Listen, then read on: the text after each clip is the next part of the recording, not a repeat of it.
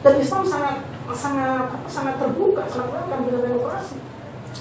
Bagi saya umat Islam, pelaku demokrasi gitu kan, pelaku pemilu kan gitu, memaknai bahwa demokrasi itu adalah urusan dunia, permainan dunia kan gitu. Kalau permainan dunia apa bedanya kan itu dengan kita bisa main satu kan gitu. Setelah satu selesai sudah beres urusan kan gitu. Tapi kalau kita terjebak dengan permainan satu itu, kita marah-marah, saling pukul, saling emosi apa kan begitu, kalah, uang bisa-bisa. Justru kita jangan terjebak dengan permainan itu. Kalau kita kalah ya kalah. Kalau kita menang, ya jangan lantas menjadi orang arogan dan sombong. Nah, justru demokrasi kita dengan pemilu kita pilihan tepat di Indonesia ini kan gitu. Oke, kita mau sistem kerajaan kan tuh. Berapa kita untuk menjatuhkan, kalau raja berkuasa, mungkin rekan-rekan ini sekarang tidak akan ada jadi yang jadi menteri, tidak akan ada jadi presiden. Kalau raja dia harus dengan raja kan begitu, turun temurun kan gitu, nggak bisa diganti oleh siapapun. Kan, gitu. Tapi dengan demokrasi kita kan orang jelata saja, sekolah yang tinggi, punya temuan yang keras, Jokowi jadilah gubernur kan gitu. Aceh Fikri seorang santri kan gitu, tiba-tiba jadilah bupati walaupun dijatuhkan kan gitu. Itu, tapi kalau raja apa demam itu harus ada turunannya, gitu. harus ada silsilahnya. Kalau ada ini, kalau teman-teman pernah mungkin sering ke Jogja penelitian, kita kan melihat Raja Jogja dari tahun berapa ke tahun berapa itu berapa itu anaknya kan gitu, berapa istrinya kan gitu. Ada yang 60, ada yang 70, ada yang 40 kan gitu. Untuk apa? Untuk mewariskan tahta itu sebenarnya kan gitu. Kecuali Hamengkubuwono saja, itu kan Hamengkubuwono 9 yang istrinya cuma 1. Selain itu kan zaman Soekarno saja itu Hamengkubuwono berapa itu kan gitu kan. Istrinya di atas 40 orang. Tapi kan sistem kerajaan itu kan seperti itu turun-temurun. Nah, bukan demokrasi, orang bisa bebas kan gitu. Siapapun gitu. Nah, seperti halnya sekarang masalah bupati, saya agak turun sedikit ke perasaan Bupati Kota Garut. Calon kita yang ingin menjadi bupati di Kabupaten Garut, yang ingin menjadi bupati dan wakil bupati di Kabupaten Garut itu ada sekitar 60 orang. Kalau jadi orang yang jadi bupati di Garut ada 60 orang. Setelah seleksi daftar ke KPU jatuhlah sekitar 44 orang yang resmi mendaftarkan ke KPU. 44 orang dalam 2 pasang, maksudnya kan ada calon bupati dan calon wakil bupati. Ada 22 pasang yang datang ke KPU untuk mendaftarkan diri. Nah bayangkan ini kan gitu, undang-undang yang tidak diciptakan untuk calon sebanyak itu. Bahkan saya sampai frustasi sendiri kan gitu. Kalau saya mundur aja deh kan gitu. Karena dari aspek honor kita tidak cukup, waktu juga kita hanya 12 jam kan gitu. Sementara orang daftar dengan tadi yang sudah berjuang itu kan, itu tim kampanye kan yang berjuang itu kan gitu. Dia memaksakan kehendak. 22 pasang datang. Itu baru calon perseorangan atau calon independen. Bahasanya bukan independen tapi calon perseorangan. Calon perseorangan jumlah yang daftar sekitar 22 orang. 22 orang itu ingin menggantikan tadi Aceh Fikri, menggantikan bupati yang sekarang. Itu mulai proses yang harus namanya mengumpulkan KTP. Mengumpulkan KTP itu dikumpulkan diorganisasi secara masif kan gitu. Nah, Garut punya keunikan yang luar biasa. KTP dari mana dia dapat untuk mengumpulkan 50 orang saja? Saya nggak bisa, nggak sanggup. KTP soalnya gitu, kalau Pak Anda kenal KTP kan nanya Pak. Ini mah KTP 200.000, KTP 300.000. Seorang harus mengumpulkan KTP itu minimal itu 3% dari jumlah penduduk, itu sekitar 89.783. Jadi 89.000 mulai 8.900, 88.000. Mengumpulkan KTP 10.000 gimana itu? Nah ini dikumpulkan jumlah penduduk tadi kan gitu. Kalau Mendagri mah 2.100.000 kan jumlah penduduknya gitu. Kalau menurut Disduk Capil 3 juta, dikumpul-kumpul eta anu 22 orang kan di 22 pasang, jumlahnya semua hampir 2.100.000 kan gitu. Termasuk Anda ini sudah mendukung calon itu.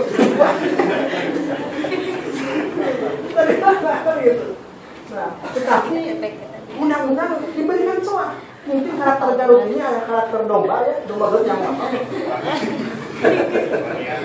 Maka kita masuk nggak bikin domba, karena domba itu, karakter domba itu daripada elek mencoplok tetangga. Lihat kalau ada ini, lihat pementasan domba. Lihat kalau sekarang dombanya alhamdulillah agak seni, karena kan domba itu ya permainan dombanya seni. Tapi kalau zaman dulu, waktu saya zaman kecil, itu taruhan domba itu samodana kalau bahasa dan itu kan sapai mereka domba sampai ke mati kita domba kan. Jadi domba dimakan lompat ada ngapain? Tuh. Sekarang Maxwell itu kan terus aja kan. Itu karakter.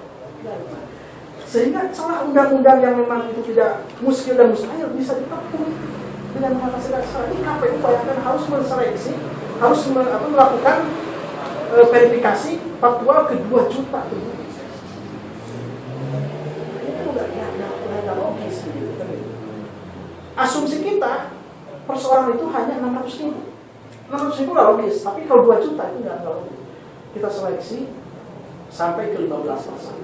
15 pasang berjatuhan semuanya, 5 pasang berjatuhan kan gitu. 5 pasangan. Dari 6 pasang berjatuhan itu tadi tidak mau kalah, sudah berusaha bohong, gugat di KPU. Termasuk sekarang kenapa saya nggak sempat bikin data makalah ini, saya sedang membuat jawaban terhadap orang-orang yang tadi 6 pasang itu untuk kekalahan kita ini daripada perdebatan. Saya tidak mau mengorbankan rekan-rekan, misalkan Anda udah palsu saling gugat di masa biar KPU yang menjadi beban saja. Kita arahkan ke PT dan sekarang sudah ada satu pasangan yang sudah resmi untuk yang kalah itu kan ke PT. Tapi kalau surat-surat biasa sudah lebih dari 6 pasang itu di 12 pasang semua bikin surat. Tapi kita beri jawaban. Tapi yang mungkin tidak personal itu siap kalah. Tapi waktu PT. Nah dari 15 ini kemudian kita seleksi lagi jatuhlah sampai kepada 9 pasang tahap kedua. Dari 9 pasang kemudian barulah ke 4 pasang. Jadi perseorangan dari 22 itu resminya di Garut-Garut ini baru sekitar 4 pasang. Tetapi saya makanya belum berani nulis karena memang penetapannya kita dilaksanakan tanggal 23. 24 ada yang namanya pengundian nomor urut. Nanti ada pengundian nomor urut, kalau di sini masih ada, saya akan undang untuk hadir ke sana karena nanti bagaimana mekanismenya. Kalau juga ingin menyumbang kreativitas untuk memberikan kritik atau kritik akan saya fasilitasi waktu ini 30 menit nanti silahkan dulu. Nanti tanggal 25 silahkan dibicarakan dulu. Nah itu tanggal 25. Nah jadi proses itu kita lakukan itu kan itu sampai tanggal kita akhirnya dapatlah 4 pasang. Dari 4 pasang itu belum lagi dari partai politik. Nah partai politik ini jumlahnya ada 6 pasang partai politik. Maka jadilah 10 pasang Pokok ini. Setahu saya di Indonesia, di Jawa Barat, yang terbanyak itu baru kemarin di Bandung 8 pasang. Tapi Garut mah bikin ulang lagi 10 pasang. Calon mereka gitu. Ini agak ini juga. Kenapa saya harus utarakan ini? Ini sebagai analisa, sebagai pemahaman. Yang nanti ke depan yang akan menentukan masa depan Garut 5 tahun ke depan paling tidak ada terdapat di tumpuan yang 5 pasang, yang 10 pasang ini. Apakah nanti dari calon perseorangan ini? Apakah nanti dari partai politik nanti ini? Karena di Garut ini kemarin, karena mekanismenya begini, kalau dari partai politik ini mencalonkan harus didukung oleh minimal 8 kursi di DPRD. Di DPRD itu ada 50 kursi. 15% berarti 8 kursi. Atau jumlah suara sahnya mencapai 15%, yaitu sekitar 363 ribuan di Garut ini kan gitu. 263 ribu. Nah, yang di DPRD ini jumlah partai yang ada di Garut, itu ada 10 partai politik. Nah, 10 partai politik ini telah membagi dirinya menjadi 15% itu semuanya daftar. Jadi 5 pasang. Ini saking demokrasi kan luar biasa kan gitu. Nah, partai non anggota DPRD itu juga dibolehkan. Yang menang kursi-kursi acan di DPRD kan gitu, lamun gabung kan. Eta teh ada 21 partai politik. Lamun dikumpulkan semua kan gitu. Tah di Garut tengah hiji LTKB kan gitu. Nyalonkeun deui jadi bupati. Jadi jumlah 6 pasang. 21 partai politik. Bayangkeun partai lagi partai PNBK di mana partai kan gitu. Partai Damai Sejahtera, kemana partai yang kaya? Tapi suara kaya, bungkus kaya, ngedak-ngedak kaya kan gitu. Nah, jadi pasangan, ini berat sekali gitu. Nah, Jadi karena harus mencapai angka 15%. Nah di sini juga ada satu makna kan begitu. Kalau kita mau menganalisa lebih tajam, inilah karakteristik Garut akhirnya kan begitu. Karakteristik politik berhubungan dengan budaya politik nanti kan begitu. Apakah Garut itu benar-benar kan begitu membukakan demokrasi ini sangat hebat sekali kan begitu? Sehingga anggota DPRD yang ada di DPRD dia tidak membuka celah kepada orang lain, maksudnya kan tidak menutup orang lain untuk partisipasi sebagai peserta pemilu. Apa kayak itu? Sangat terbuka karena masyarakat Garut ini kan gitu. Atau sebaliknya, masyarakat Garut ini memang yang elit politik lokalnya taruh arogansi terhadap kepribadian terhadap individu partai politik. Dan begini caranya kan begitu. Ketika dia sudah dapat restu dari DPP-nya, pada hari itu juga daftar ke KPU tanpa persyaratan apapun. Pokoknya mas saya dapat restu karena syarat mutlak, syarat prinsip kan itu. Yang lainnya kan bisa nyusul kan itu. Saya dapat restu hari ini jam 15. Daftar hari itu juga ke KPU. Daftar 2 Kenapa tidak? Padahal itu kalau kita tidak mudah mengarogansi, kok lobby dulu lah yang 21 partai politik di belakang. Atau bagi kemudian komunikasi sehingga Pak calon tidak terlalu banyak. Hanya dia apakah itu seperti karakter Garut? Benar atau enggak, rekan-rekan sebagai mahasiswa di Jakarta juga mungkin yang pernah aktif di Bandung, kuliah di Bandung, di Jakarta, adakah komunitas Garut yang solid gitu ya, seperti komunitas Makassar kan gitu? Nah, atau mungkin implementasi di Garut itu memang bisa demokrasinya kayak seperti Garut kayak begini.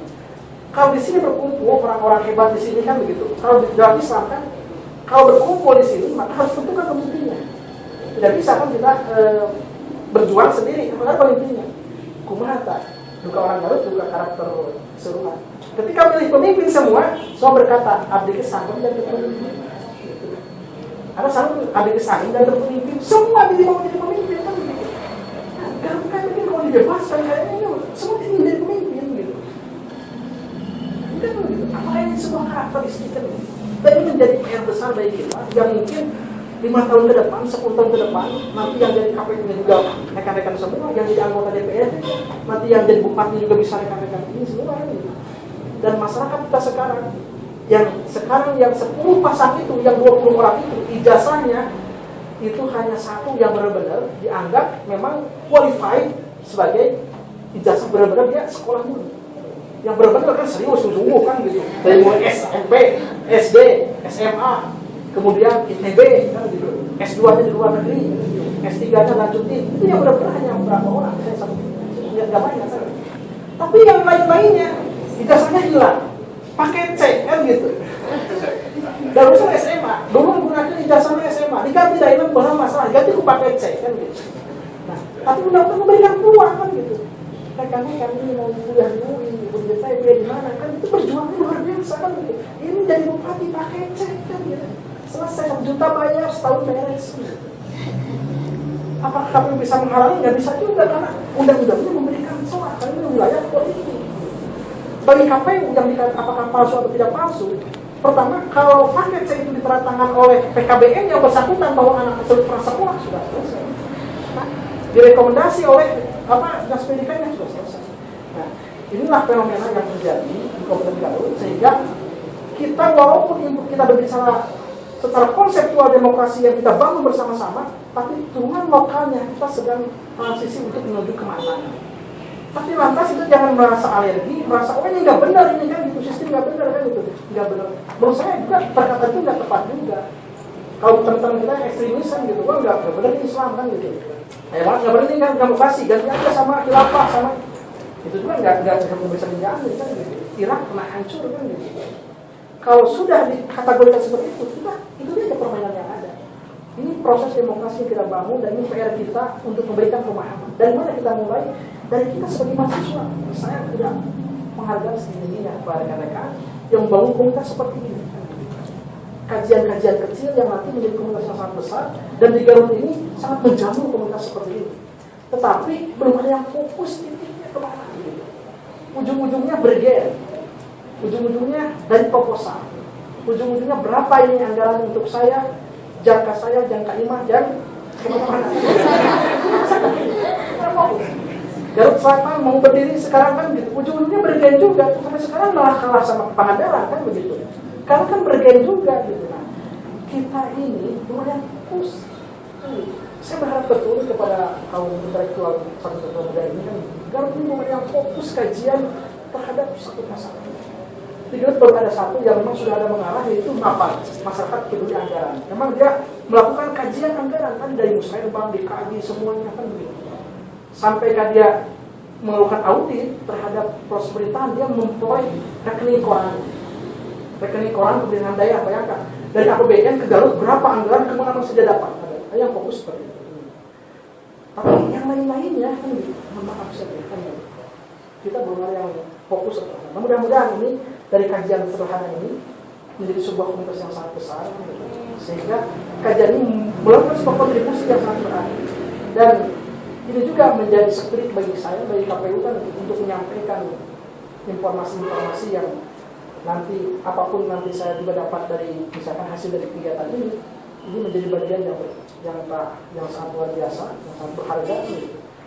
Komunitas kita harus terus dibangun untuk membangun demokrasi ini. Untuk apa? Untuk menciptakan pemilih yang berkualitas.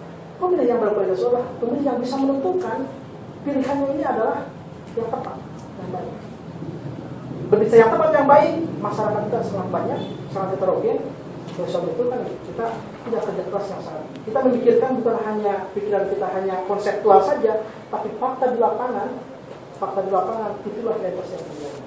Ketika menentukan pilihan, kenapa Garut tertinggal, nanti bupatinya walaupun ada profesor yang mengerti, yang memahami kan gitu. Sekarang Garut itu yang bupati sudah lengkap. Dari birokrasi sudah ada.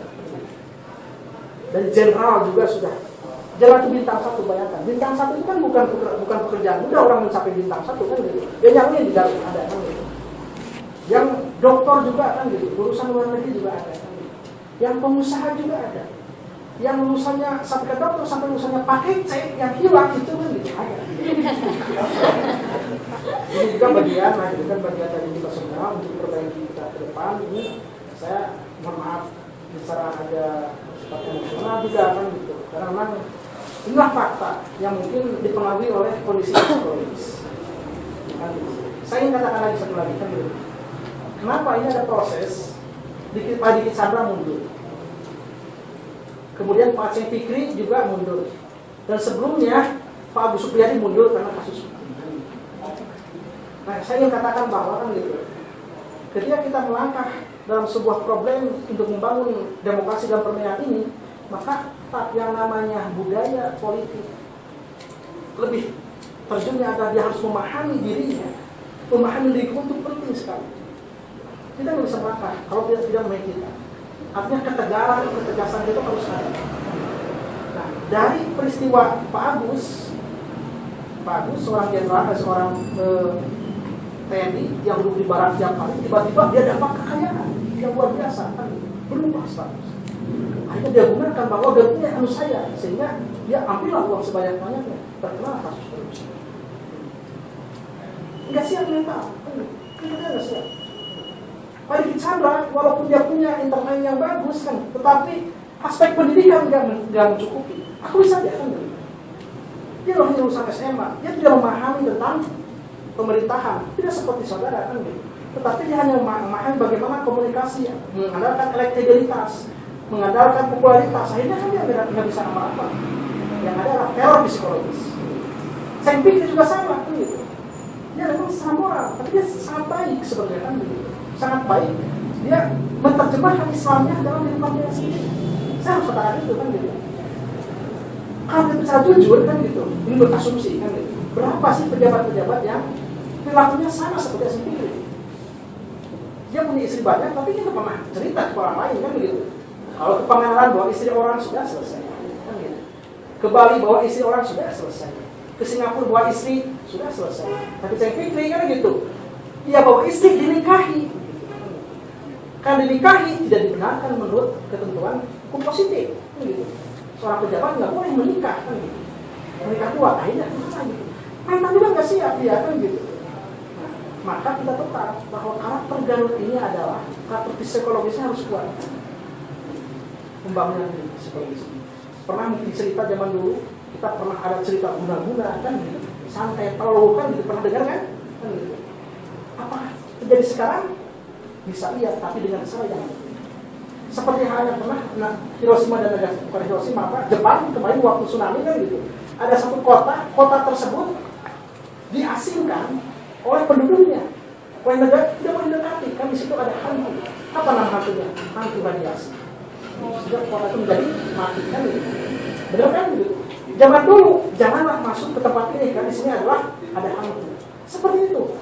Nah sekarang teror psikologis, kenapa pada bicara mundur? Di teror, kalau bahasa Bangla mah perlu. Apa terornya? Nah, dicatat awal sih urusannya bisa aja mereka makan gitu.